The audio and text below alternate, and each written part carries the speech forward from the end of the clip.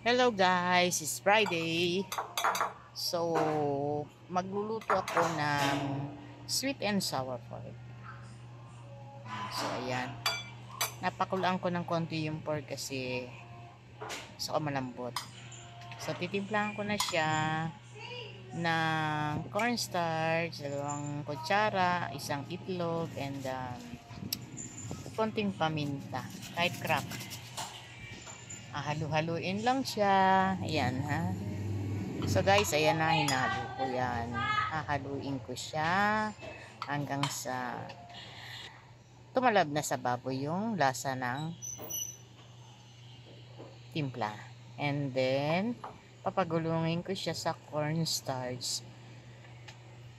Yung baboy. Ayan na. So, pinagugulong ko na siya sa cornstarch. Guys, ayan na.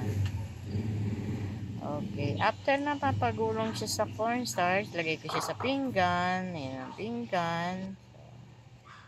Ayan na, pagulong ko na siya sa cornstarch.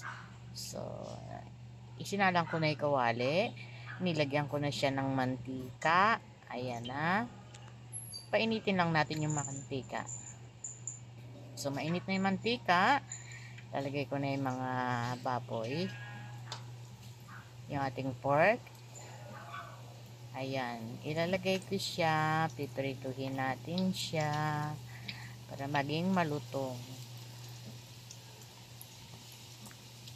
So, habang piniprito natin siya, syempre, okay, ayan na, natapos na ang aking pritong baboy.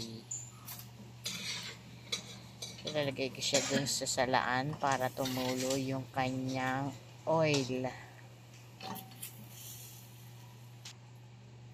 And then, after that, magigisa naman ako para sa kanyang sauce.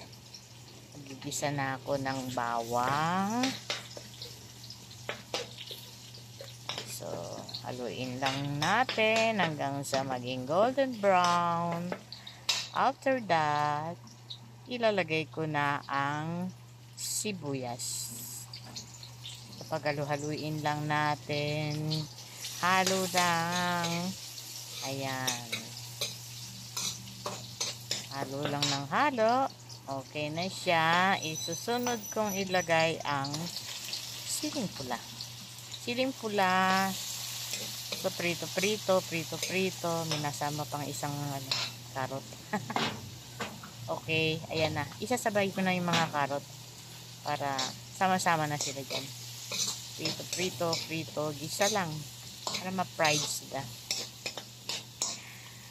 So, habang hinahalo mo siya, syempre, nanonood ako. And, lagyan ko siya ng tubig. 1 tasang tubig. Pakukuluin ko siya. And, ilalagyan na rin natin siya ng cornstarch. Para medyo malapot. Halo lang. So, pakuluin natin siya. Lagyan na rin natin ng konting toyo para medyo may kulay. And then, ang sabaw ng pineapple tidbits. Hindi muna natin ilalagay yung pineapple. Yung sabaw lang muna. Pakukuluin muna natin sila sama-sama. After that, pag kumukulo na, lalagyan ko siya ng